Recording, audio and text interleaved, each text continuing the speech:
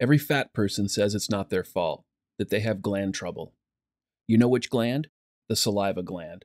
They can't push away from the table. Jesse Ventura.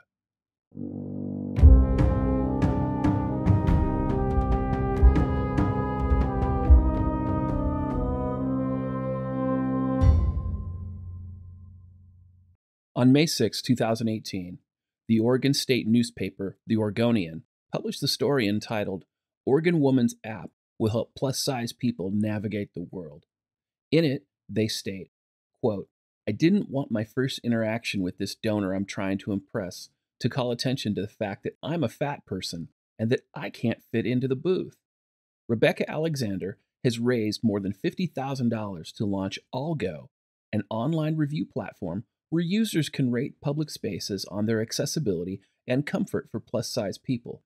Allgo will be like Yelp, but instead of photos of food, users will see images and ratings of booth spaces, chairs, and aisle width. It is set to launch in Portland this summer, focusing on reviews of bars, restaurants, theaters, and offices.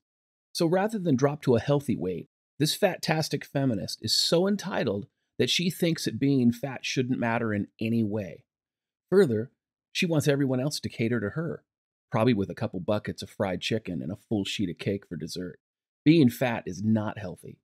According to the CDC, people who have obesity, compared to those with a normal or healthy weight, are at an increased risk for many serious diseases and health conditions, including the following. More than one-third, 36.5%, of U.S. adults have obesity. The estimated annual medical cost of obesity in the United States was $147 billion in 2008 U.S. dollars. The medical costs for people who have obesity were $1,429 higher than those of a normal weight. All causes of death, in other words, they have a higher mortality rate, high blood pressure, hypertension, high LDL cholesterol, low HDL cholesterol, or high levels of triglycerides, type 2 diabetes, coronary heart disease, stroke, gallbladder disease, osteoarthritis, a breakdown of cartilage and bone within a joint, sleep apnea and breathing problems, some cancers, low quality of life, mental illnesses such as clinical depression, anxiety, and other mental disorders, body pain, and difficulty with physical functioning. If it was just about a personal decision of choosing to be obese, I wouldn't have any problem with it. However, fat people and their gluttonous lifestyle are harming the communities around them.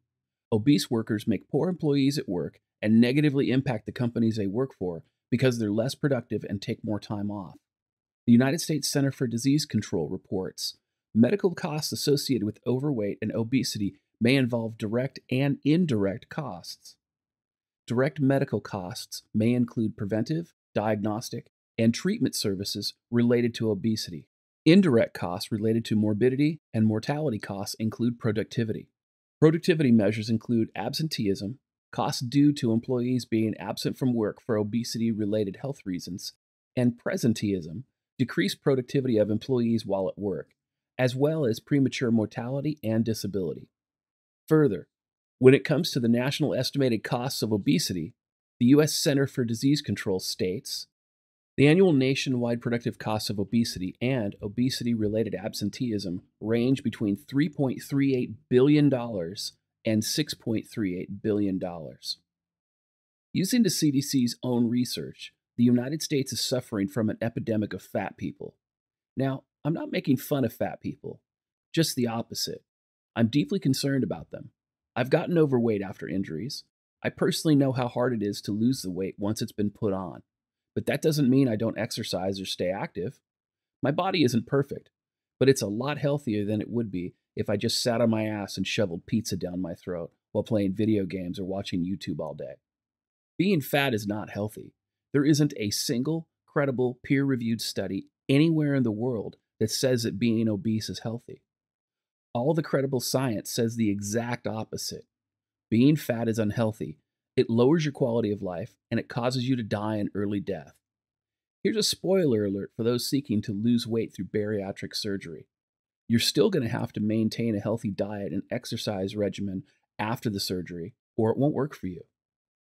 Fat people, the body positive movement is blatantly lying to you and leading you to an early grave. 1 pint of ice cream, 1 2-liter of soda, and 1 bag of chips at a time. You know how I know? It's because the US government awards Social Security disability to people who are obese. Yet, the body positivity crowd never mentions this inconvenient truth. I wonder why. Instead of rewarding fat people for refusing to take care of their body with a lowered quality of life, these people should be working to lose weight through a healthy diet and consistent exercise. If they don't, they'll be miserable in life and die an early death. If you've enjoyed this video, found it educational or insightful, please like, share, and subscribe to my channel. And don't forget to hit the bell so that hopefully you'll be notified when I upload new content.